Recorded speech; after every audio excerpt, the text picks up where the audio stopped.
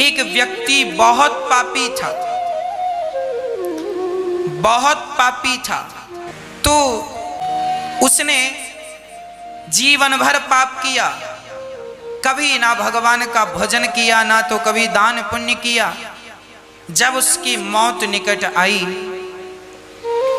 तो उसके सामने भोजन था।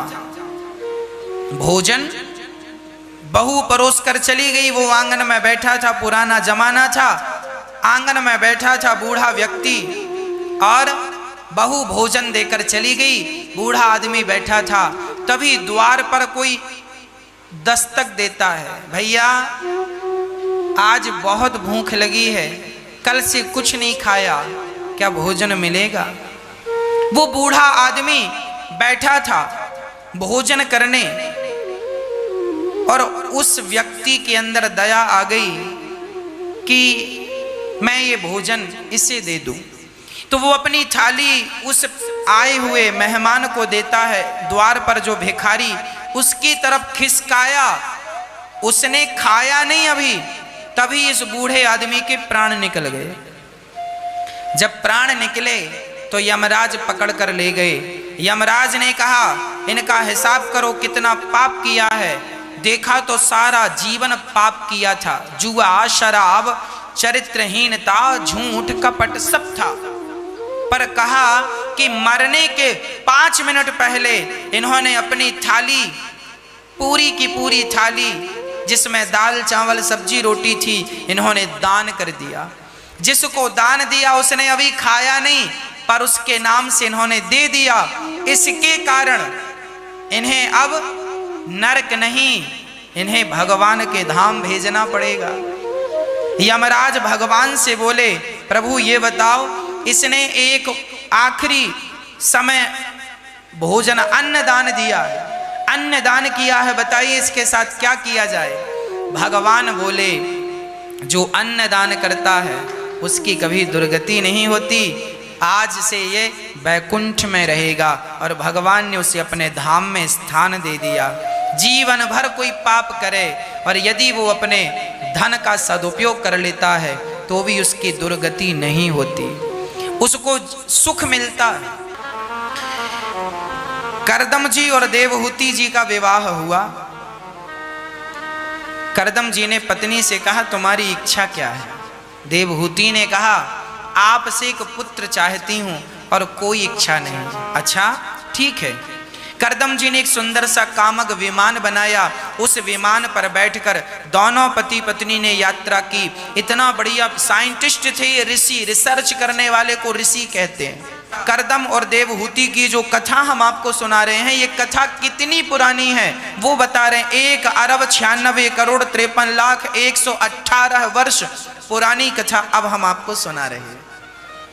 ये संसार इतना पुराना, 5,500 साल पुरानी द्वारिका तो पानी के अंदर डूबी है। वो तो मिल गई साइंटिस्टों को, तो ये प्रूफ हो गया कि 5,500 साल पहले का इतिहास हम लोगों के पास मौजूद है। महाभारत का युद्ध भी 5,500 साल पुराना हुआ है। वो भी इतिहास, पुरातत्व विभाग को महाभारत के कुछ साक्ष्य मिले हैं, तो वो भी सिद्ध हो गया कि ये भी महाभारत हुआ है। मतलब हम प्रमाण के साथ बात कर रहे हैं। करदम और देवहूति की ये जो चर्चा है, ये तब की चर्चा है जब सृष्टि बिल्कुल निर्मित हुई थी, सृष्टि बनी थी, तब की चर्चा है। ये 12 कल्प चल रहा है, ये श्वेत 12 कल्प चल रहा ना। इस कल्प को चलते चलते इतनी इस कल्प की आयु बीत गई जितनी हमने कहा। करदम जी कामक विमान के माध्यम से अपनी पत्नी के साथ भ्रमण कर रहे हैं और वो सारे स्थानों पर भ्रमण करते हुए करदम जी की 9 बेटियां हुई और 9 बेटियों का विवाह ब्रह्मा जी के 9 मानस पुत्रों से संपन्न हुआ। कला का विवाह मरीचि से, अनुसुईया का अत्रि से, श्रद्धा का अंगिरा से, हविर्भू का पुलस्त से, गति का पुलह से, क्रिया का क्रतु से, ख्याति का विवाह भृगु से और वशिष्ठ जी का अरुंधति से, अथर्वा जी का शांति से। ये करदम जी की 9 बेटियां हैं। अब करदम जी ने अपनी बेटियों का विवाह कर दिया। पत्नी से कहते हैं देवी आज्ञा दो तो हम जाकर भगवत चिंतन कर लें। करदम जी बोले जाएं। तो देवहूति ने कहा मुझे एक पुत्र की कामना है, पुत्र के बिना मैं अकेली जंगल में कैसे रहूंगी।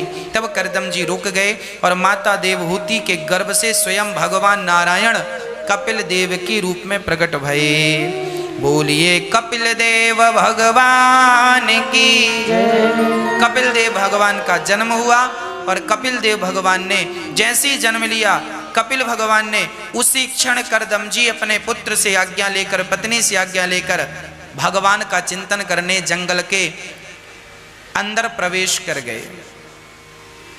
इसका क्या अर्थ है? पत्नी को छोड़कर। अब आप कहेंगे कि महाराज जी क्या पत्नी और पुत्र को छोड़कर जाना चाहिए? नहीं जाना चाहिए। पर करदम जी क्यों गए? क्योंकि करदम जी अपनी जिम्मेदारियों से निवृत्त हो गए। उनको पता था कि ये जो हमारा बेटा हुआ है ये कोई सामान्य बेटा नहीं है, ये तो केवल अपनी माँ का कल्याण करने के लिए आया है, उपदेश देकर कल्याण करेगा। अभी तो मैं जाऊंगा तो ये माँ का कल्याण कर देगा, और ये जानते हैं ऋषि हैं। अब मैं आपकी और मेरी बात करूं। आप तो बेटा आपका जन्म हो तब आप मत जाइए छोड़कर कहीं, परंतु जब आपकी बेटी का आपका विवाह कर लो, जब आपके पुत्र का आप विवाह कर लो, दुल्हन आ गई, बेटी ससुराल चली गई, बेटा बेटी सेटल हो गए, अपनी जिंदगी में खुश हैं। अब आप दोनों पति पत्नी बुढ़ा बुढ़ी जो हो, अब आप धीरे धीरे बेटा बेटी नाती पोता सबसे मन हटाओ और मन भगवान में लगाओ। तीर्थ यात्रा पर जाओ, 4 महीने बिहारी जी के दर्शन करो, 4 महीने जगन्नाथ जी के दर्शन करो, 4 महीना द्वारिकाधीश जी के दर्शन करो। लो साल गुजर गया। अधिकांश देखने में क्या आता है कि सास अपनी बहू से प्यार नहीं करती, सास अपनी बेटी से प्यार करती है, अर्थात माँ अपनी बेटी से।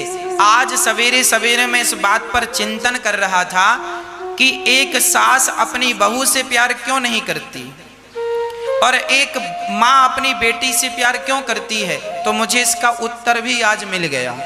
आज तक शायद आपको इसका उत्तर नहीं मिला हो, आज हम आपको इसका उत्तर देंगे। इसका उत्तर यही है कि सास और बहू साथ साथ रहती हैं, और ये नियम है कि जो आपके पास रहेगा आपका प्रेम उससे नहीं होगा, खटापटी होती ही रहेगी। और जो आपसे दूर रहता है, बेटी ससुराल में आपसे दूर है, तो दूरी होने के कारण वो प्रेम बना रहता है ना। बेटी साल में कभी कभी आती है तो प्यार से आप बात करते हैं, और चली जाती है तो उसकी याद में रोते हैं क्योंकि वो दूर है। अच्छा, किसी की बेटी घर आ जाए, माँ के साथ रहने लगे, तो देख लेना 4 महीने रह ले बेटी साथ में माँ के, अपने आप खटापटी चालू हो जाएगी जैसी सास बहू की होती है। वो तो माँ बेटी की इसलिए नहीं होती क्योंकि दूरियां रहती हैं, जरा पास में रहने लग जाए फिर देख लो आप। ये बात मैं इसलिए कह रहा हूं कि आप भी बुढ़ापे में बच्चों से दूरियां बना लो। दूरियां बनाने में क्या होता है, प्रेम बना रहता है, और पास में रहने से ना चिक चिक बनी रहती है, झगड़ा ही बना रहता है ना। इसलिए जब बेटे का विवाह हो जाए, बेटी का विवाह हो जाए, तो आप दोनों पति पत्नी घर परिवार से निकलकर कुछ समय भगवान का चिंतन करने तीर्थों में जाओ। जो जवानी में पैसा कमाया है आपने, अब 60 साल की आयु हो गई, अब तो सरकार ने भी रिटायर कर दिया। जो पैसा है आपका वो कुछ बच्चों को देकर कुछ अपने बुढ़ापे के लिए रखो और तीर्थ यात्रा पे जाओ। आओ वृंदावन, किसी धर्मशाला में कमरा ले लो 1 महीने के लिए, और खूब 1 महीने से प्रेम से बढ़िया भोजन प्रसादी करो, रोज बिहारी जी का दर्शन करो, तो बच्चों से दूरियां रहेंगी। जब 1 महीने बाद आप तीर्थ यात्रा से लौटकर घर जाएंगे तो बहू फिर कहेगी मेरी सासू माँ आई हैं, माँ जी क्या बनाकर खिलाऊं, बादाम का हलवा खिलाऊं? हाँ हाँ लो, अब देखो तुम गई हो 1 महीने बाद तो बादाम का हलवा भी मिलेगा। और घर में ही पड़ी रहोगी तो बहू कहेगी बासी रोटी रखी है कल की खा लो। इज्जत बनाना है तो दूरियां बनाओ, दूर रहने से प्रेम बढ़ता है। जितनी दूरियां रहेंगी उतना प्रेम रहेगा। वो कहावत है ना, घर की मुर्गी दाल बराबर। घर की मुर्गी की थोड़ी कोई इज्जत होती है। एक कहावत और है, घर के देव ललाएं बाहर के लड़ुआ खाएं। घर के देव ललाएं, ललाएं मतलब आपको ये कहावत तो गांव की है पर आपको जल्दी समझ में नहीं आएगी, हम इसका हिंदी अर्थ करते हैं। घर के देव मतलब घर के लोग लालायित हैं। घर में खीर बनी है, अब घर के लोग पानी छोड़ रहे हैं कब खीर मिले, और घर के लोग खा नहीं रहे हैं और लोग दूसरे खा रहे हैं। घर के लोग खा नहीं रहे हैं और बाहर के लड़ुआ खा रहे हैं। तो घर के देव ललाएं बाहर के लड़ुआ खाएं, ये अर्थ है। मतलब घर में आप रहोगी तो इज्जत कम ही होनी है। इसलिए जवानी में पैसा कमाओ और बुढ़ापे में बेटा बेटी को छोड़कर चल बेटा तू समझदार हो गया है, कमाने लगा, चल अपना कमा, मैं जा रहा हूं तीर्थ यात्रा, जगन्नाथ जी का दर्शन करो, जगन्नाथ जी का प्रसाद खाओ। वाह, यही बुढ़ापे की सार्थकता है। और आज का बूढ़ा आदमी निकलते ही नहीं घर से।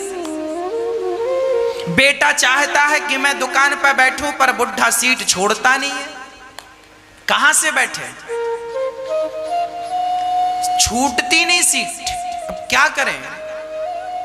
बच्चे भी अपने मन का, बेटा बोला पिताजी दुकान बढ़िया करनी है, बाप बोला काहे करनी है, ठीक चल रही है। अरे पिताजी जमाना बदल गया, हमें से अच्छा करना। तो आजकल के बाप ना, आजकल के पिता बहुत सारे बच्चों के मन का कुछ करने नहीं देते। उनको लगता है ये करेंगे, अरे भाई उसको भी एक्सपेरिमेंट करने दो, हो सकता है वो इससे बेहतर कर ले। कुछ नुकसान समझ में आए तो फिर वैसे ही हो जाइएगा। पर देखिए कोशिश तो करनी होती है ना आगे बढ़ने के लिए। इसलिए कहता हूं बच्चों को पूरी जिम्मेदारी दो और आप 2-4 महीने के लिए घर से बाहर निकल जाओ। 4 महीने में समझ में आ जाएगा कि तुम्हारा बेटा कितना लायक है और कितना नालायक है। 4 महीने में पता चल जाएगा। और बच्चों के कंधे में वजन डालोगे ना जिम्मेदारी का, तो आपके बच्चे बिगड़ने से बच जाएंगे। और तुम घर पे ही पड़े रहोगे तो बच्चों को लगेगा हमारा बाप तो कमाता है, हमें कमाने की क्या जरूरत। तुम्हारा बेटा और अकर्मण्य हो जाएगा, गलत लोगों की संगत करेगा, शराब पिएगा, जुआ खेलेगा। और तुम चले जाओगे तो जिम्मेदारी संभाल करके वो अपनी पत्नी बच्चों की जिम्मेदारी समझ के सेटल हो जाएगा। आज ना सही कल तो तुम्हें जाना ही पड़ेगा ना संसार छोड़ के। कब तक साथ निभाओगे, कब तक साथ निभाओगे, कब तक बच्चों के पीछे पीछे घूमोगे। एक ना एक दिन तो आजाद होंगे कि नहीं बच्चे। इसलिए समझदारी यही है, समय रहते ये निर्णय ले लो, उन्हें संभलने का अवसर दो बच्चों को। घर पे ना पड़े रहा करो खटिया तोड़ते हुए। घर से जाओ, बिहारी जी का दर्शन करो, भगवान में मन लगाओ। अब तुम्हारा बुढ़ापा है, पता नहीं कब तुम्हारी जिंदगी की शाम आ जाए, कब मौत आ जाए। मौत ने तुम्हें, तुम्हारी उम्र 60 साल की हो गई, इसका अर्थ ये निकला कि मौत ने तुम्हें 75% तो निगल लिया है, 25% बचे हो तो कभी भी तुम मौत के मुंह में समा सकते हो। एक सांप ने मेंढक को पकड़ा, सुनना, एक सांप ने मेंढक को पकड़ा। मेंढक आधा सांप के मुंह में है और मेंढक क्या कर रहा है, मच्छर उड़ रहे हैं तो मेंढक फुदक फुदक के मच्छर को खा रहा है। खुद तो सांप के मुंह पे दबा है और मच्छर मार मार के खा रहा मेंढक। इसी तरह हालत हम सबकी है कि हम सब तो मौत के मुंह पे दबे हैं। 80 साल के हो गए आप, मतलब मौत ने तुम्हें 80% निगल लिया। तुम 50 साल के हो, मतलब मौत ने तुम्हें 50% निगल लिया। तुम 40 साल के हो, मतलब मौत ने तुम्हें 40% निगल लिया। तुम 30 साल के हो, मैं 30 साल का हूं, मुझे भी मृत्यु ने 30% निगल लिया, 80% बचा हूं। अब जितना कर सकता हूं भगवान का भजन बेटा कर ले, नहीं तो 40 साल का होएगा तो 40% मौत के मुंह में आ जाएगा, 50 साल का होगा 50% मौत के। आप कितने साल के हो अपना देखो, तुम कितने मौत के मुंह में चले गए, बच्चे कितने हो तुम, और उसी मेंढक की तरह मच्छर खा रहे हो, उसी मेंढक की तरह फुदक रहे हो संसार में, ये भी मिल जाए ये भी मिल। 90-80 साल का बूढ़ा 80% तो मौत के मुंह में, और फिर भी कह रहा है ये मिल जाए वो मिल जाए, ये फुदक रहा है मेंढक की तरह। कौन समझाए, कौन समझाए कि राजे राजे रहे ना बुरानी रहे, ना बुढ़ापा रहा ना जवानी रही, वस्तु हर एक वानी बजानी रही, अंत में लखपति को न धेला जुड़ा, हंस जब भी उड़ा तो अकेला। अकेले आए हो अकेले जाओगे, इसलिए कहता हूं ये बात समझने की है, समझ लो। जो तुम्हारा असली धन है भगवान, उनकी तरफ भागो, उनकी तरफ बढ़ो, आत्म कल्याण करो। हाँ, कितना भी तुम सुख सुविधा इकट्ठा कर लो, शांति नहीं। करदम जी महाराज चले गए, माता देवहूति अपने पुत्र कपिल भगवान से कहती है, बेटा मेरा मन बहुत चंचल है,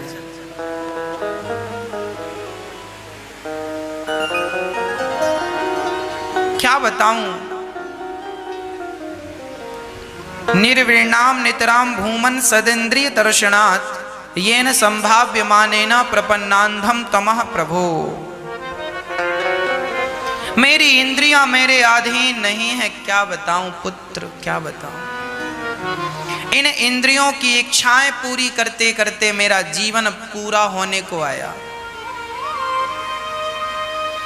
हम सारी जिंदगी अपनी इंद्रियों की अपनी इच्छाएं पूरी करते हैं, पूरी जिंदगी।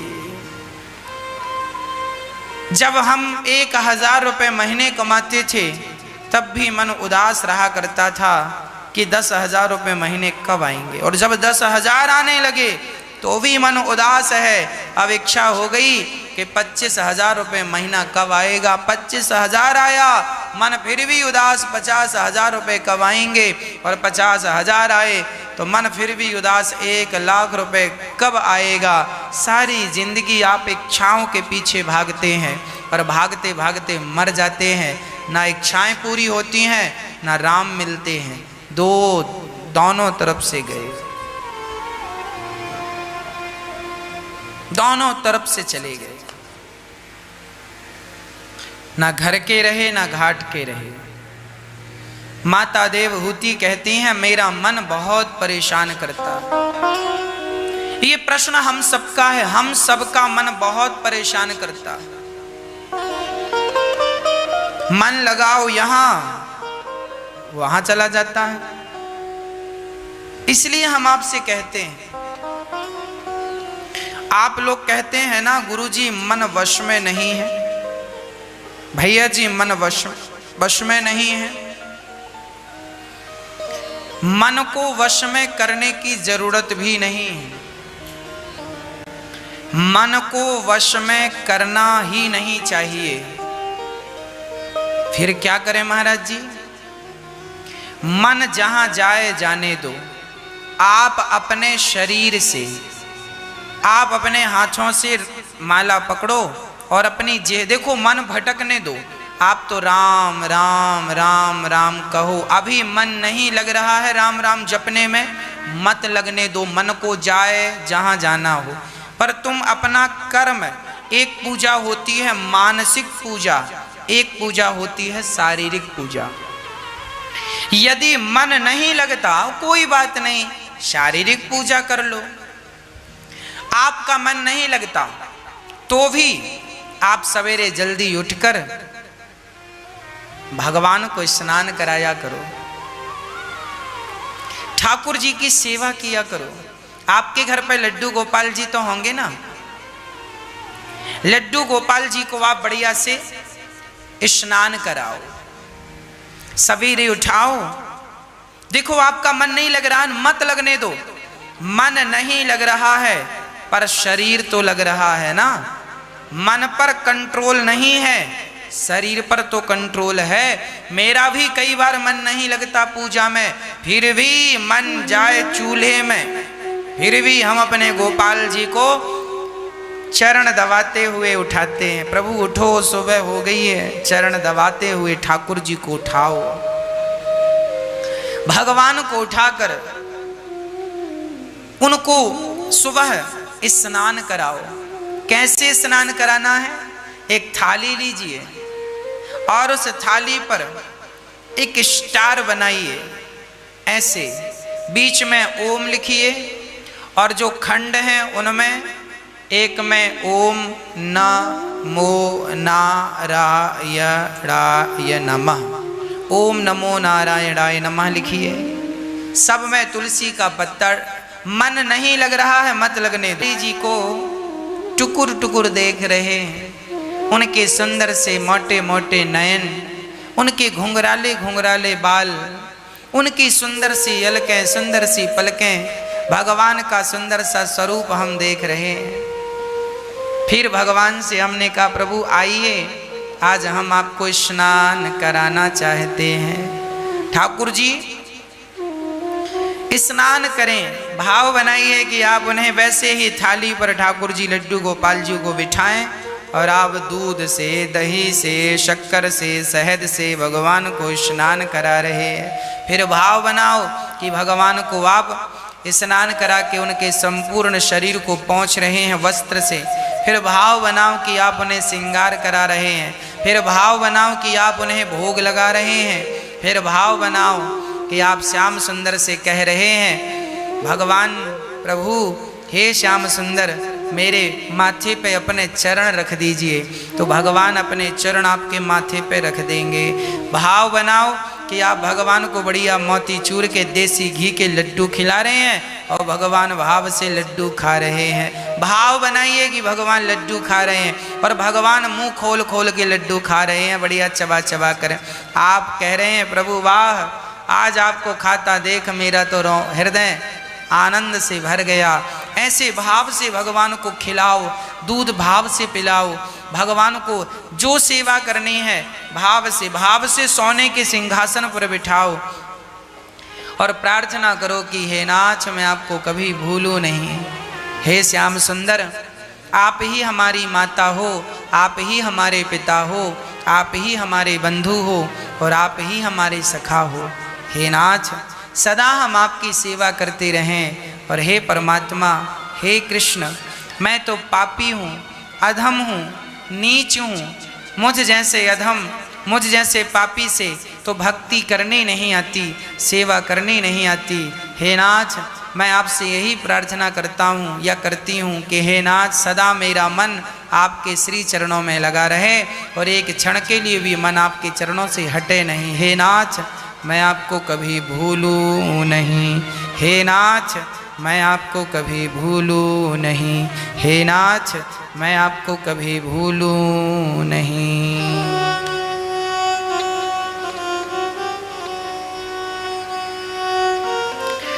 ऐसी भगवान से प्रार्थना करनी चाहिए। माता देवहूति को कपिल भगवान शारीरिक और मानसिक पूजा समझा रहे हैं और कपिल भगवान ने अपनी माँ से एक बात स्पष्ट कह दी, माँ एक बात का विशेष ध्यान रखना। क्या ध्यान रखूं बेटा? यही बात माँ कि सदा संतों का संग करना।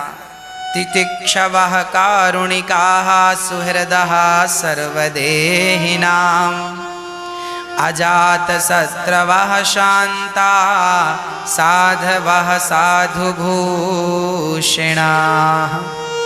माँ सहनशील बन जाओ, यदि हमारे पड़ोसी ने हमें गाली दे दी और हम उसकी गाली से विचलित हो गए तो भगवान के भजन में बाधा आएगी कि नहीं? अभी तो मेरा मन लगता है भगवान का नाम जपने में, फिर क्या होगा?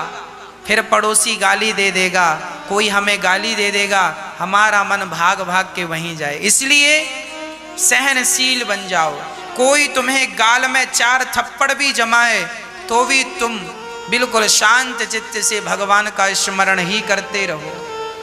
जब ऐसा स्वभाव आ जाएगा, जब ऐसी स्थिति आ जाएगी कि कोई आपका अपमान करे, कोई आपका ये बात मैं आपको कह रहा हूं, मरने के पहले आप जरूर अपने आप को ऐसा बना लीजिएगा, काम को, क्रोध को, लोभ को, मोह को, सबको अपने पांव के नीचे दबा दीजिएगा और इतने सहनशील बन जाओ कि समाज का अपमान आपका कुछ बिगाड़ ना सके और समाज का सम्मान भी आपका कुछ बिगाड़ ना सके। सम्मान भी खतरनाक है और अपमान भी खतरनाक, दोनों से आप ऊपर उठ जाओ। जब आप दोनों से ऊपर उठ जाएंगे तब भगवान में मन लग जाएगा और भगवान की प्राप्ति होगी। अभी क्या होता है, हम भगवान की 4-6 माला जपते हैं, भगवान के लिए 4 आंसू बहाते हैं, तो हमें देखकर कोई कह देता वाह तुम कितने बड़े भगत हो, कितने भक्त हो, तो हम अपनी तारीफ सुनने लग जाते हैं। हमें लगने लगता वाकई हम बड़े भगत होंगे तब तो ये कह रहे हैं। हमारी कोई तारीफ करता है तो हम भी उसमें लग जाते हैं और जब तारीफ कोई करता है ना तो हमें धीरे धीरे अहंकार आने लगता है और फिर वह अहंकार हमें भगवान से दूर कर देता है। इसलिए कोई आपका सम्मान करे, ऐसे लोगों से भी, भक्तों को ऐसे लोगों से भी बचना चाहिए जो आपका बहुत आदर करते। आदर कोई कर रहा है अच्छी बात है, पर आपकी कोई ज्यादा ही प्रशंसा कर दिया तो आपको अहंकार आ जाएगा। एक आदमी था, एक साधु, बड़े उच्च कोटि के साधु थे। उनके शिष्यों ने कहा गुरुजी आप तो भगवान हैं।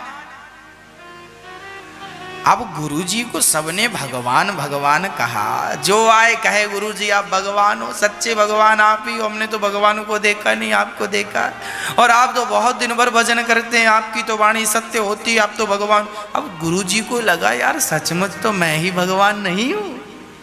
अब गुरुजी धीरे धीरे क्या हुआ, माला वाला जपना उन्होंने रख दिया। अरे हम तो खुद भगवान है, माला जपने से क्या, हाँ हम भगवान हैं। अब गुरुजी अपने कोई भगवान मान लिए। अब कोई हनुमान चालीसा नहीं पढ़ रहा है, अब गुरु चालीसा। अब कोई रामचरितमानस नहीं पढ़ रहा है, अब गुरु चरितमानस। गुरु जी की रामायण, गुरु जी का वर्णन, गुरु जी अपने आप को भगवान। भगवान को अच्छा बच्चू, हाँ जरा तारीफ क्या सुन ली, अपने आप को हुआ मान लिया। और भगवान ने फिर जब सारी अकड़ तोड़ी तो फिर जहां की तहां आ गए। हाँ जी, जब इंसान अपनी औकात भूल जाता है ना तो ये याद रखिए कि भगवान औकात दिखाना अच्छे से जानते हैं। कभी भक्त को आप अच्छे भक्त हैं माना कि, पर संसार के लोगों से भी बच के रहिएगा। साधु संत जंगल क्यों चले जाते हैं, इसलिए चले जाते हैं कि लोग उनकी तारीफ करेंगे तो उनको अहंकार ना आ जाए, और बुराई करेंगे तो कहीं उन्हें गुस्सा ना आ जाए। इन सब से बचना हो तो राम जी एकांत में गुफा में ही भजन करो, बस सबसे बचे रहोगे।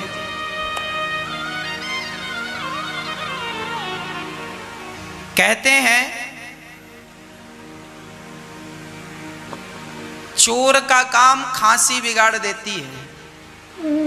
यदि चोर चोरी करने गया और उसे खांसी आ गई है तो खांसी आएगी तो क्या होगा, लोग जाग जाएंगे। चोरे ना से खांसी और साधु ना से दासी। चोर का नाश तब हो जाता है जब उसको खांसी आ जाती है चोरी करते समय, और साधुओं का पतन तब हो जाता है जब साधु लोग अपनी सेवा में दासी रख लेते हैं। हाँ, हमारे गुरुजी बताए कि एक गुरुजी अपने चेला को मठ देकर चले गए। चेला अच्छा था, बड़ा साम्राज्य था, बड़ा मठ मंदिर था।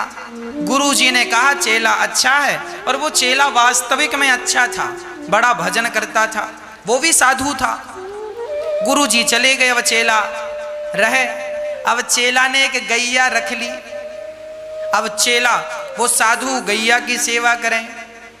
तब एक सुंदर सी स्त्री आई, बोली महाराज कोई काम नहीं मिल रहा है, आप कहो तो मैं आपके घर झाड़ू पोंछा आश्रम में कर दिया करूंगी, गौ माता की सेवा कर दिया, जो आप बने सो दे देना। साधु बोले ठीक है तुम कर लिया करना। अब साधु बड़े नाम बड़े प्रेम से भजन कर रहे हैं, भजन, और वो झाड़ू पोंछा बर्तन सब करती है।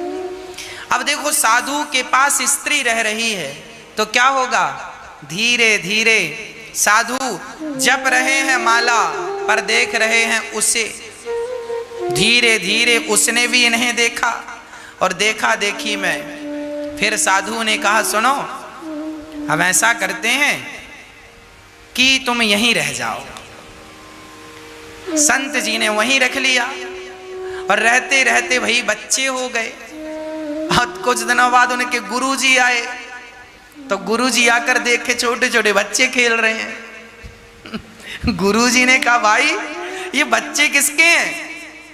किसी ने बताया महाराज आपके चेले जिसको आपने ये आश्रम दिया था उसी के बच्चे खेल। गुरुजी ने कहा मैंने तो संत को आश्रम दिया था, गृहस्थ को तो दिया नहीं था। अरे बोले वो पहले संत ही थे, पर एक दासी के चक्कर में उनकी नासी हो गई। तो चोर बिगाड़े खांसी और साधु बिगाड़े दासी। चोर को खांसी बिगाड़ देती है और साधु को दासी बिगाड़ दे। इसीलिए साधु संतों को स्त्रियों से दूरी बना के रखना होता है, या फिर गृहस्थ में रहो, पत्नी के साथ रहो। तुम्हारे घर पे पत्नी, गृहस्थ में रहो। फिर दूसरा उपाय है कि गृहस्थ में रहो, पत्नी को साथ में रखो और भगवान का चिंतन करो, दोनों जन पति पत्नी, तो भी ठीक उपाय है। जैसे राम जी के गुरु वशिष्ठ जी गृहस्थ थे, पत्नी थी उनकी अरुंधति थी, उनके बच्चे थे और राम के गुरु थे वो।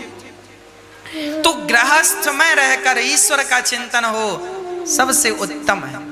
तो हम आपको यह समझा रहे थे कि आप जितना अच्छा संग कर सकते हैं उतना अच्छा संग कर लीजिए। जितने सहनशील हो सकते हैं सब कुछ सहो, अपमान कोई करे तो सहन उत्तर ना दो। जब भगवान में मन लगाए हैं, जहर कोई पिला दे सो जहर पी लो, अमृत कोई पिलाए सो अमृत पी लो। मीरा को जहर पिलाया गया क्योंकि जब मन भगवान में लगता है तो जहर और अमृत में अंतर नजर नहीं आता। हम तो भगवान के नाम के दीवाने हैं, भगवान चाहे तो मार दें और भगवान चाहे तो बचा लें, हम तो भगवान के हैं। ये जब समर्पण हो जाए कि केवल कृष्ण मेरे हैं, गोविंद मेरो है, गोपाल मेरो है, जब इस प्रकार की स्थिति बन जाए तब फिर व्यक्ति का कल्याण हो जाता है। भक्ति का मार्ग सबसे बढ़िया मार्ग है, पर उसके लिए ये त्याग, ये तपस्या होनी चाहिए। आप सहनशील कितने हैं? कपिल भगवान ने कहा मां, दूसरा यह कि सब में मुझको देखने की आदत बना लो। सब में मैं हूं, अहम सर्वेषु भूतेषु भूतात्मा वस्थितः सदा। मां मैं सबके भीतर हूं, मैं सबके भीतर हूं। इस जीव मात्र के भीतर परमात्मा है। इसलिए जीव मात्र से भगवान की तरह हम सबको प्रेम करना, सबसे प्रेम करो। सब में ईश्वर जानकर, ये स्त्री नहीं भगवान है, ये पुरुष नहीं भगवान, सर्वम खलविदम ब्रह्म, सब ईश्वर है। ये भक्त को ये दृष्टि रखनी चाहिए, सब में भगवान। सहनशील होना चाहिए, तब जाकर के वो भगवान के योग्य बनता है। छोटी छोटी बातों में गुस्सा करे, लोगों का अपमान करे, क्रोध करे, कुछ भी बकबक करे, ऐसे लोगों को भगवान की प्राप्ति संभव नहीं है। कपिल भगवान ने कहा, माँ, ये इंसान जब माँ के गर्भ में जाता है उल्टा लटका रहता है, भगवान से बार बार कहता है बाहर निकालो, भगवान कहते हैं कई बार तुझे बाहर निकाला, तू फिर ऐसे कर्म करता है कि फिर भीतर आ जाता है, मैं क्या करूं, अब की बार नहीं आऊंगा। हम सब भगवान से यही वचन लेकर देकर आए हैं कि प्रभु अब हम ऐसा कर्म करेंगे कि सदा आपके हो जाएंगे, जन्म और मृत्यु के चक्र से बच जाएंगे। ये जन्म मृत्यु कबीरदास जी लिखते हैं कि चलती चक्की देख कर दिया कबीरा रोय, दो पाटन के बीच में साबुत बचाना कोय। चलती चक्की देख कर दिया कबीरा रोए। ये जन्म और मृत्यु की चक्की ऐसी चल रही है, सब पिस रहे हैं, आपका जन्म हुआ, आपकी मृत्यु मेरा, हम जन्म और मृत्यु के पहिए में पिस रहे हैं, कौन बचेगा। बोले जो चक्की के बीच में एक खूंटा होता है, उस एक के पास यदि कोई दाना चला जाए, कील कीले माही जो रहे, चलती चक्की चलने दे, पिस पिस आटा होए, कीले माही जो रहे सो बाल न बाका होए। ये जो चक्की में कील होती है ना, पहिया चलता है, जो दाना बीच में किनारे रहा वो तो पिस गया, जो उस एक कील के पास चला गया वो दाना पिसने से बच जाता है। जो उस एक परमात्मा की शरण में चले जाते हैं वो जन्म और मृत्यु के चक्र से बचकर भगवान की शरण में चले जाते हैं, उनका उद्धार हो जाता है, मोक्ष हो जाता है।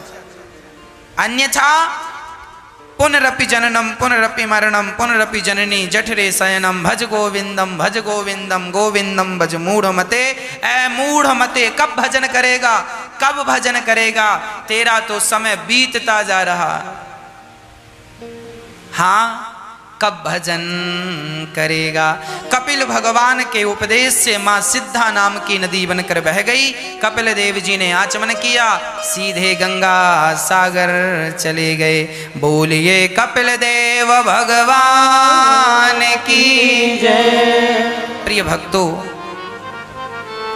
कपिल भगवान ने अपनी माँ को यह भी बताया। माँ ने पूछा, गुरुजी बेटा ये बताओ भक्ति योग क्या है, भक्ति क्या है, हम भक्ति कैसे करें, हम संसार के तुच्छ से प्राणी हैं, हमसे तो त्याग तपस्या होगी नहीं।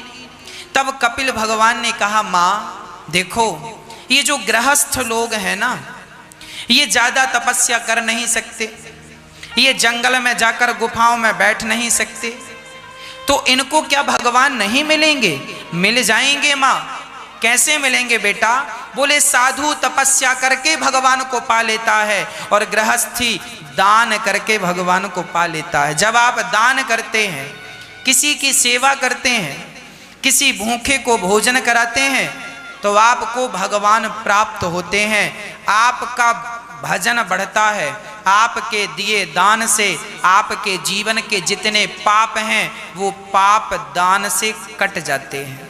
किसी की राहु की दशा है, किसी की केतु की, किसी के कुछ जन्म जन्म के पाप हैं, तो पाप को कैसे काटा जाए? बोले पाप कट सकते हैं। कैसे? बोले दान करने से। दानम दुर्गति नाशनम, दान करने से व्यक्ति की कभी दुर्दशा और दुर्गति नहीं होती। कपिल भगवान के ज्ञान से मां देवहूति सिद्धा नाम की नदी बनकर बह गई। कपिल देव जी ने आचमन किया, गंगा सागर चले गए। मनु जी महाराज की तीसरी बेटी प्रसूति, जिनका विवाह दक्ष से हुआ। दक्ष बड़े अहंकारी थे। उन्होंने माता दक्ष ने अपनी बेटी माता सती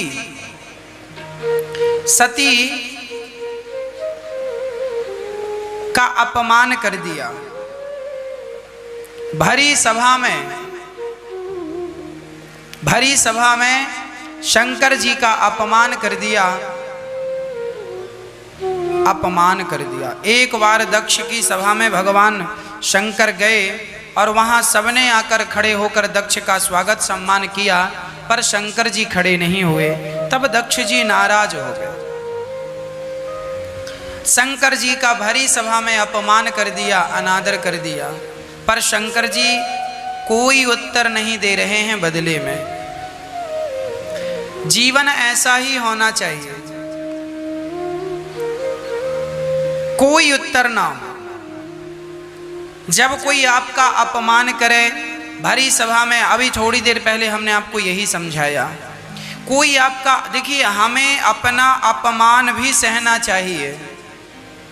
एक बात बताऊं, जब कोई हमारा अपमान करता है ना, तो ये समझ लेना चाहिए कि तुमने कभी पाप किया होगा, उस पाप का तुम्हें ये दंड मिल रहा है कि तुम्हारा अपमान हो रहा। अपमान हुए तो समझ लेना कि तुम्हारे पाप सस्ते में ही कट रहे, नहीं तो ना जाने क्या इसकी सजा मिलती। इसलिए कोई अपमान कर रहा है, समझ लेना ठीक है। शंकर जी यही सोचकर चुप रहे कि शायद मेरे कोई पाप होंगे, इसका ये दंड मिल रहा। शंकर जी चुप रहे। गालियां सुनने की आदत बनाओ, और वो भगवान शंकर जी इसलिए भी गाली सुन रहे हैं, वो ये कह रहे हैं कि देखो इंसानों की कौन कहे, भगवानों को भी गालियां सुननी पड़ती हैं। यदि आप भगवान हैं तो भी गालियां सुननी पड़ेंगी, और गाली सुनने के बाद भी आप भगवान हैं तो भी चुप रहिए, उसका उत्तर देने की जरूरत नहीं है। भरी सभा में अपमान हुआ, शंकर जी ने कोई उत्तर नहीं दिया। भाई ये बताओ, आपको यदि कुत्ते ने काट लिया तो क्या आप भी कुत्ते को काटेंगे? ना, आप अपना इलाज करा के घाव ठीक कर लेंगे। कुत्ते को काटना तो फिर ऐसा हुआ कि वो कुत्ता सो तुमने काट दिया, सो तुम भी वही हो। इसलिए कोई हमें गाली दे सो हमें गाली नहीं देना चाहिए। यदि गाली आपने दे दी तो फिर उसमें और आप में अंतर क्या रहा? वो तो मूर्ख है ही, पर आप कौन से विद्वत्ता का परिचय दे रहे हैं? आप भी तो अपनी समझदारी का बिल्कुल परिचय नहीं दे रहे हैं। उसने गाली दी तो आपने भी तो तुरंत गाली दे दी। वो मूर्ख है, आप मूर्ख मत बनिए भक्तों। जब हमें कोई, एक छोटी सी बात आप समझिए, कोई गाली क्यों देता है इसका उत्तर देता हूं। एक आदमी गांव से शहर चला गया, किराए का मकान लिया, रहने लगा। जो उसके आजू बाजू वाले थे वो बड़े दुष्ट थे। एक बार बाजू वाले ने सारा कचरा इसके घर पे डाल दिया, जो गांव से शहर गया था किराए के घर पर रहने। इसने देखा कि राम राम, अभी झाड़ू लगाया और इसने पूरा घर गंदा कर दिया। तो उसने झाड़ू लगाकर अपना कचरा डस्टबिन में डाला और अपने घर में से बढ़िया आम, अंगूर, अनार, केला, सेब, पपीता फल निकाले, टोकनियों में भरा और पड़ोसी के द्वार पे चला गया। पड़ोसी से कहा, भैया ये फल ले लो। पड़ोसी ने कहा, भाई मैंने अभी तेरे घर में कचरा डाला, तुझे गुस्सा नहीं आया? तू बल्कि मुझे फल खिलाने आ गया। वो पड़ोसी पानी पानी हो गया, बोला, राम राम, तू अच्छा आदमी था और मैंने भी तेरे साथ गलत किया। तब उस गांव से पहुंचे हुए व्यक्ति ने कहा कि सुनो भैया, आपके पास कचरा था सो आपने हमें कचरा दिया, हमारे पास फल थे सो हमने आपको फल दिया। जिसके पास जो होता है वो व्यक्ति वही देता है। आपके पास संस्कार होंगे तो आप हमें अच्छी बातें देंगे, आपके पास संस्कार नहीं होगा तो आप हमें गालियां ही देंगे। जैसी संगत होती है व्यक्ति पर वैसा रंग चढ़ जाता है और व्यक्ति वैसा हो जाता है। इसलिए सामने वाला आपको क्या दे रहा है इससे कोई मतलब नहीं होना चाहिए, हम उसको क्या दे रहे हैं। गाली देने वाला गाली देगा, वो उसके संस्कार हैं, बेचारा क्या करे, स्वभाव है। कांटे से कहो कि कांटा तुम चुभना छोड़ दो, तो क्या बबूल का कांटा चुभना छोड़ देगा? कदापि नहीं छोड़ेगा। उसी तरह दुष्ट व्यक्ति अपना स्वभाव कभी नहीं छोड़ता। आपको ही कांटों से बच बच के निकलना पड़ता है, आपको ही दुष्ट व्यक्ति के साथ तरीके से निकलना पड़ता है। दुष्ट अपनी दुष्टता नहीं छोड़ता किसी भी हाल में, तो आपको भी अपनी सज्जनता नहीं छोड़नी है किसी भी हाल में। ईश्वर आपके साथ है, ये विश्वास रख के चलिए। आपकी अच्छाई, आपकी नेकी का फल जमाना क्या देगा? आप नेकी करो तो सही, अच्छाई करो तो सही, आपकी अच्छाई का फल भगवान देंगे ना। आप क्यों जमाने के लोगों से अपेक्षा कर रहे हैं कि लोग आपके साथ अच्छा करें? आपके साथ भगवान अच्छा करेंगे, आपके साथ बुरा होगा नहीं यदि आपने किसी के साथ अच्छा किया है। इसलिए कहता हूँ, गौरी गोपाल अन्न क्षेत्र में जरूर जुड़कर किसी की भूख मिटाने के काम आइएगा। इससे बड़ा परोपकार जीवन में और क्या होगा। हाँ, सामर्थ्यता है तो अपने धन का यही उपयोग कीजिए कि हमारा धन किसी की रोटी बनकर किसी की भूख मिटाए। हम तो यही करते हैं, लोगों की सेवा, यही हमारा धर्म है। एक ही संकल्प, एक ही नारा, सेवा ही है धर्म हमारा। श्री शंकर जी का अपमान हुआ। शंकर जी वहां से चले, दक्ष ने कनखल में यज्ञ किया, सबको बुलाया, पर शंकर जी को ना बुलाकर शंकर जी का अपमान करना चाहता है। माता सती बिना बुलाई यज्ञ में आई और वहां पर देखा कि अपमान हो रहा है, जलकर योग अग्नि में भस्म हो गई। वही सती माता पार्वती बनी। शंकर जी ने वीरभद्र को भेजकर यज्ञ विध्वंस कराया और दक्ष के सिर पे बकरे का सिर लगाया। अहंकारी व्यक्ति मैं करने वाला बकरा ही बनता है। शंकर पार्वती का विवाह संपन्न हुआ। बोलिए शंकर भगवान की। शंकर भगवान, ये मनु जी की 3 बेटियों की चर्चा हमने आपको सविस्तार सुनाई। अब 2 बेटों की चर्चा। मनु जी के 2 बेटे हैं, जाए उत्तान पादस्य सुनीति सुरुचिस्तयो सुरुचि प्रिय प्रेयसी पत्न्युर नेतरायत सुतो ध्रुवः। उत्तान पाद की 2 पत्नियां हैं, सुनीति और सुरुचि। सुनीति बड़ी धार्मिक है और सुरुचि बड़ी अधार्मिक है। सुनीति के संस्कार अच्छे हैं, सुरुचि के संस्कार अच्छे नहीं। माँ के संस्कार अच्छे होंगे तो पुत्र के संस्कार अच्छे होंगे। माँ के संस्कार, पिता के संस्कार बिगड़ेंगे तो पुत्र के संस्कार बिगड़ेंगे। इसलिए माँ बाप संस्कारी हों तो संतान को कोई कांटा नहीं चुभे कहीं कभी। ध्रुव जी बहुत छोटे से थे और माँ सुनीति अपने बच्चे को बाल्यकाल से ही भगवान का भजन करने का संस्कार दे रही थी। भजन लड़कपन में कर लो तो ज्यादा अच्छा, भजन के संस्कार लड़कपन में आ जाएं तो ज्यादा अच्छा है। एक महात्मा गुजर रहे थे एक घर से, घर के सामने से गुजरे तो संत को लगा कुछ भिक्षा मांग लूं, तो आवाज लगाते हैं भिक्षाम देही। एक छोटी सी बच्ची आई, बोली बाबा कुछ नहीं है, निकल जाओ यहाँ से। महात्मा ने कहा बेटी आंगन की धूल ही उठाकर दे दे मुझे। किसी ने कहा बाबा आप धूल का क्या करोगे? बाबा जी ने कहा, महात्मा ने कहा करूंगा कुछ नहीं, करूंगा कुछ नहीं। इस लड़की के अंदर कम से कम, इस बच्ची के अंदर कम से कम देने के संस्कार तो जागेंगे। आज धूल देगी तो कल किसी को 2 रोटी भी जरूर देगी, गिलास भर पानी भी जरूर देगी। और यदि देने के संस्कार नहीं आए तो ये द्वार पे आए हुए किसी भूखे को भोजन भी नहीं कराएंगे।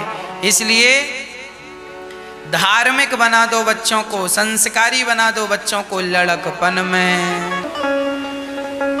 ध्रुव जी महाराज को माँ ने अच्छे संस्कार दिए। एक बार ध्रुव जी की सौतेली माँ सुरुचि ने अपमान कर दिया। बेटा वो अपने पिता की गोद में बैठने लगे तो माँ ने अपमान करके नीचे गिरा दिया। तो इस गोद में नहीं बैठ सकता, जा यहां से। जब अपमानित किया तो ध्रुव जी रोते रोते अपनी माँ के पास गए। माँ ने मुझे पिता की गोद में नहीं बैठने दिया। माँ मेरा अपराध क्या है, मेरी गलती क्या है। माँ ने कहा बेटा तू मन में ये ना सोच कि तेरी माँ ने तेरा अपमान किया, तेरे से कुछ कहा। अपने से बड़ों के बारे में गलत नहीं विचार रखते, अच्छे विचार रख, अच्छी बात सोच। बेटा तू भगवान की गोद में बैठेगा ना तो फिर किसी की गोद में बैठने की तुझे जरूरत नहीं पड़ेगी। जा उस परम पिता परमात्मा की गोद में बैठ। माँ ये भगवान कहाँ हैं और हैं तो नजर क्यों नहीं आते। माँ देखिए मैं आपसे हमेशा कहा करता हूं, ईश्वर पर विश्वास करने से पहले एक बार आप उन्हें आजमा करके देख लीजिए। यदि आपने आजमा कर देख लिया तो आपका विश्वास अटूट हो जाएगा। एक छोटी सी कथा हमें स्मरण आ गई, सुनिएगा। शिव एक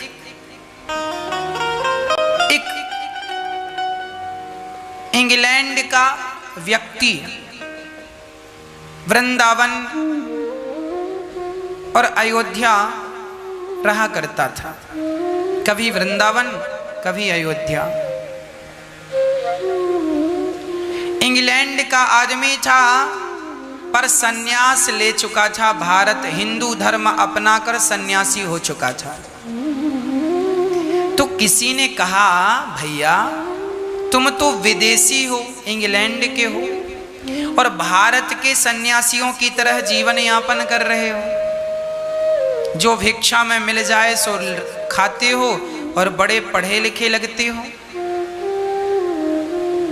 तब उस विदेशी आदमी ने कहा सत्य घटना, ये घटना गीता प्रेस गोरखपुर में जो कल्याण पुस्तक निकलती थी उसमें इस घटना का उल्लेख किया गया, ये बिल्कुल सत्य घटना। सन्यासी इंग्लैंड का था, पूछा गया आप क्यों भारत के सन्यासी भारत में, और वो राम राम जप रहा था सन्यासी विदेशी। पूछा क्यों, तब उसने कहा कि मैं इंग्लैंड का हूं, बहुत बड़ा इंजीनियर हूं, बड़े बड़े बांध बनाता हूं। बांध, बड़े बड़े बांध बनते हैं ना, बांध, मैं बांध बनाता हूं। तो आप सन्यासी कैसे? बोले मैं एक बार इंग्लैंड से भारत आया, भारत की सरकार ने इंग्लैंड को ठेका दिया, बिहार में कोई बांध है, ये बिल्कुल सच्ची घटना है। बिहार में कोई बांध है, उस बांध का ठेका भारत की सरकार ने इंग्लैंड को दे रखा था। तो इंग्लैंड सरकार की तरफ से ये इंजीनियर आया था, उस बांध को बनाने के लिए जो हेड इंजीनियर था यही था। अभी इसका बांध बनकर तैयार हुआ था, कुछ काम बाकी था कि तभी अचानक पानी बरसने लगा और बांध में जल बढ़ने लगा। अब इस इंजीनियर को बड़ी चिंता हुई कि यदि पानी ज्यादा गिर गया तो अभी तो ये पका नहीं है, पानी ज्यादा आ जाएगा, बांध टूट जाएगा, और बांध टूटेगा तो फिर हमारी बड़ी बदनामी होगी, हमारे देश की बड़ी बदनामी होगी कि बताओ वहां के लोग ऐसा बांध बना के गए।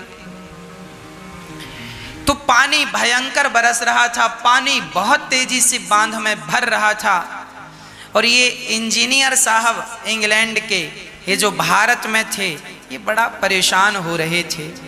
तभी वहां पर मजदूर लोग थे, मजदूरों, बांध बनाने में मजदूरों की कुटिया बनी थी, और बांध से पानी रिसने लगा, अर्थात पानी निकलने भी लगा, जहां से मौका मिला पानी निकलने लगा। अब तो इंजीनियर को बिल्कुल कंफर्म हो गया सेतु, ये बांध टूट जाएगा। तो वहां पर पानी ज्यादा गिरने लगा, तो वहां मजदूरों की कुटिया थी, तो इंजीनियर साहब छाया, पानी से बचने के लिए मजदूरों की कुटिया पे गए। तो वो मजदूर भारत के थे, बिहार के मजदूर थे, बड़ा प्रेम था उनका राम से, तो राम और वो रात्रि को आरती कर रहे थे, ओम जय जगदीश हरे श्री रामचंद्र कृपाल भजमन हरण भव भय दारुण। तो इंजीनियर ने एक मजदूर से कहा, ये फोटो किसकी है और ये क्या कर रहे हो? उन्होंने कहा, भारत के मजदूरों ने, सुनो, ये हमारे भगवान हैं, ये राम जी हैं, ये सीता जी हैं, ये लक्ष्मण जी हैं। तो इंजीनियर ने, विदेशी ने कहा, आप क्यों ये कर रहे हैं, क्यों पूजा कर, इससे क्या होगा? बोली, ये हमारे भगवान हैं, हमारे जीवन के सारे संकट ये हर लेते हैं यदि कोई सच्चे मन से इनसे कहे तो। वो इंजीनियर ने कहा, क्या मैं यदि कहूं तुम्हारे भगवान से तो क्या मेरा भी संकट हरेंगे? हाँ हाँ, भारत के लोगों ने कहा, बिल्कुल इंजीनियर साहब, आपका भी संकट हरेंगे। वो इंग्लैंड के इंजीनियर ने, जो बांध बनाने आया, उसने देखिए, वो पहली बार जाना कि भगवान भी कोई होता, क्योंकि विदेशी था, भारत का कोई लेना देना, भारत से उसका कोई लेना देना नहीं। हाथ जोड़कर उसने वहीं भगवान से प्रार्थना की, हे भगवान, मैं नहीं जानता तुम कौन हो, भगवान क्या है ये भी मैं नहीं जानता, बस ये कह रहे हैं कि तुम कोई भगवान हो, और हे भगवान, यदि आप भगवान हैं तो मेरी इतनी सी विनती है, ये जो मैंने बांध बनाया है ये टूटने से बच जाए, यदि ये टूट गया तो मैं भी आत्महत्या कर लूंगा, जी कर क्या करूंगा, बदनामी होने से अच्छा है मर जाओ, मैं क्या करूंगा जी कर। और वो इंजीनियर अपने घर, जहां उसका रुकने का स्थान था, चला गया। रात भर नींद नहीं आई, भगवान से प्रार्थना करता रहा, हे भगवान, हे राम जी। वो राम को जानता नहीं कुछ भी, नाम सुन लिया मजदूरों से, कोई राम है, वो हे राम, हे भगवान, हे राम, हे मेरे सेतु को बचाओ। रात्रि के 2 बज रहे थे, नींद नहीं आई, पानी बरसता ही जा रहा, उसको लगा मैं जाऊं, यदि मेरा बांध टूटेगा तो मैं बांध पर खड़ा रहूंगा, बांध टूटेगा तो मैं भी उसके साथ बह जाऊंगा। गया, पानी बरस रहा है, बिना छाता के खड़ा है, और वो जब खड़ा हुआ, पानी बरस रहा, पानी भर रहा, और पानी रिस भी रहा, पानी निकल रहा। अब इंजीनियर को कन्फर्म हो गया कि ये टूटने ही वाला है। तभी उसने ध्यान से देखा तो पानी के अंदर, जहां पानी भरता ही जा रहा था, वहां पर 2 बच्चे उसे नजर आए। एक बच्चा सांवला था, एक बच्चा गोरा था, छोटे छोटे बच्चे थे। इंजीनियर ने देखा, अरे ये बच्चे किसके हैं? आवाज लगाई, बच्चा पानी भर रहा है, डूब जाओगे, मर जाओगे, बाहर आओ जल्दी। तो एक सांवला बच्चा था और एक गोरा। गोरा बच्चा मिट्टी उठा कर देता तो सांवला बच्चा मिट्टी लगाता बांध में, जहां जहां से पानी रिस रहा था, और मिट्टी लगा रहा, मिट्टी। वो इंजीनियर घबराया, हे भगवान, ये बच्चे कौन है? बहुत आवाज लगाई, उन बच्चों ने नहीं सुना। इंजीनियर ने ध्यान से देखा तो उन बच्चों के हाथ में धनुष बाण थे, एक के हाथ में एक धनुष बाण, दोनों के हाथ में, एक गोरा एक सांवला। वो इंजीनियर दौड़ा दौड़ा मजदूरों की झोपड़ी में गया, सुनो, क्या ये बच्चे तुम्हारे हैं? मजदूरों ने कहा, कौन से? बोली, ये मिट्टी उठा उठा के लगा रहे हैं। अच्छा, मजदूरों ने देखा, महाराज यहाँ तो कोई नहीं है इंजीनियर साहब। इंजीनियर ने कहा, ये 2 बच्चे हैं, धनुष बाण लिए।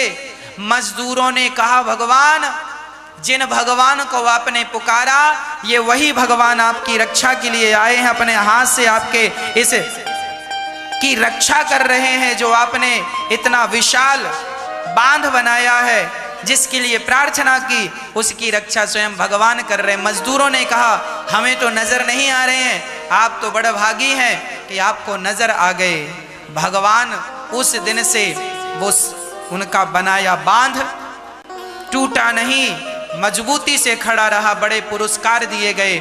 उस इंजीनियर ने अपना देश त्याग दिया और सब त्याग कर अयोध्या गया, राम लला के चरणों में पड़ा रहा और बस राम राम जपा और रोता जाता। किसी ने कहा, रोता क्यों है? बोले, मैं अभागा हूं कि मुझे भारत की धरती पे जन्म नहीं मिला। काश मैं भी भारत की धरती पे जन्म लिया होता तो मैं भी राम को समझ पाता। और वो अपना देश, अपना पैसा सब छोड़कर, करोड़ों की संपदा, और वो सन्यासियों की तरह जो मिल जाता खाता, और बस सीताराम सीताराम सीताराम जपता। हे प्रभु, जो दर्शन आपने तब दिया था, आप मिट्टी भर रहे थे बांध में, वो दर्शन मुझे दे दो। बस वो रो रहा था, बस भगवान के लिए। मैं आपसे यही प्रार्थना करता हूँ, ईश्वर पर विश्वास करने के पहले आप भी एक बार आजमा कर देख लीजिएगा। यदि आपके आजमाने पर खरा उतरे तो परमात्मा पर विश्वास करो, नहीं तो कोई बात नहीं। परमात्मा आपके विश्वास को टूटने नहीं देंगे, ये मेरा विश्वास। और आप विश्वास ऐसा करना, अटूट विश्वास, पहले आजमा लेना फिर विश्वास करना, पहले इस्तेमाल करो फिर विश्वास करो। यदि आप उन्हें आजमा लेंगे और बाद में विश्वास करेंगे तो आपका विश्वास टूटेगा नहीं। और आप ऐसे ही विश्वास कर लेंगे मेरे और आप किसी के कहने में, तो आपका विश्वास हो सकता है टूट जाए। इसलिए ध्रुव जी ने अटूट भाव से गुरु मंत्र लिया, ओम नमो भगवते वासुदेवाय का नाम नारद जी ने दिया, और उसका जब जाप किया 6 महीने की तपस्या में भगवान नारायण प्रकट हो गए। बोलिए भक्त वत्सल भगवान की। आज पूज्य श्री अनिरुद्धाचार्य जी महाराज ने हम सभी लोगों को बहुत ही उत्तम एवं शिक्षाप्रद कथा सुनाई है। आशा करता हूं कि इस शिक्षाप्रद कथा से हम सभी लोग कुछ न कुछ शिक्षा अवश्य ग्रहण करेंगे और अपने जीवन को सुखी और सात्विक बनाने का प्रयास करेंगे। मित्रों, अगर आपको यह शिक्षाप्रद कथा पसंद आई हो तो वीडियो को लाइक करें और अधिक से अधिक लोगों को शेयर भी करें, जिससे और भी लोग महाराज जी की इस शिक्षाप्रद कथा से शिक्षा लेकर अपने जीवन को सुखी बना सकें। मित्रों, अगर आपने अभी तक हमारे चैनल को सब्सक्राइब नहीं किया है तो हमारे चैनल को तुरंत सब्सक्राइब भी कर लें, जिससे आपको नोटिफिकेशन के माध्यम से महाराज जी के शिक्षाप्रद कथा तुरंत प्राप्त हो सकें। मित्रों, तो कल फिर किसी शिक्षाप्रद कथा के साथ आप लोगों के समक्ष प्रस्तुत होंगे। तब तक के लिए जय श्री राधे।